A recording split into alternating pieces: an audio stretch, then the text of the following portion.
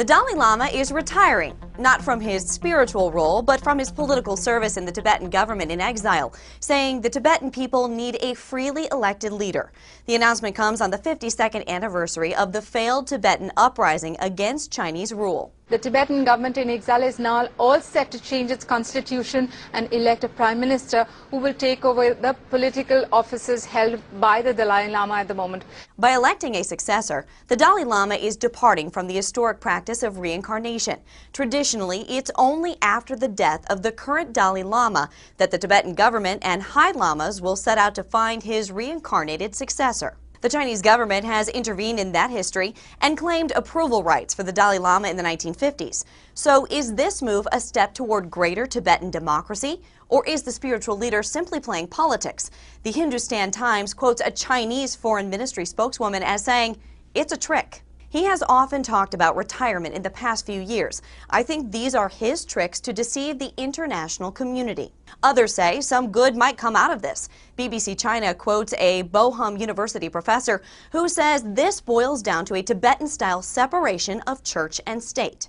The Dalai Lama announces his exit in the political realm and didn't give up his position as spiritual leader. But his action means this medieval, traditional, very out-of-date system of unification of church and state will come to an end. Theoretically, it's advancement. But a Time magazine blogger says the Dalai Lama knows exactly what he's doing, and he is sending a strong message to the rest of the world. A separate political structure will exist in which Tibet's interests can be looked after by an independent leader.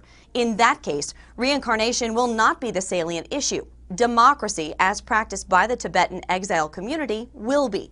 How's that for a deft move by a wolf in monk's robes? Tibetans will vote for their new prime minister later this month. CNN's ZHANG reports the Dalai Lama's announcement wasn't a surprise. So he's going to put forward some amendments, and then he wants a vote to happen on a successor. And a lot of people are saying that the Dalai Lama has done so much for the cause. He's worked so hard. The guy just needs a break. One other thing I want to just point out, too, that this is kind of symbolic, really, because it's so important that this is happening. But actually, the Tibetan government in exile has not really made a lot of political progress in terms of what they want over the last few years. Finally, the New Yorker's Evan Osnos predicts the Dalai Lama might find it difficult to separate himself politically from the Tibetan cause.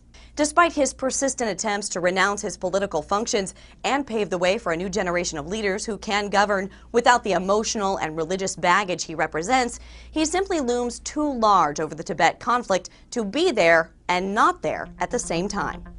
For Newsy.com, I'm Megan Murphy. Multiple sources, the real story.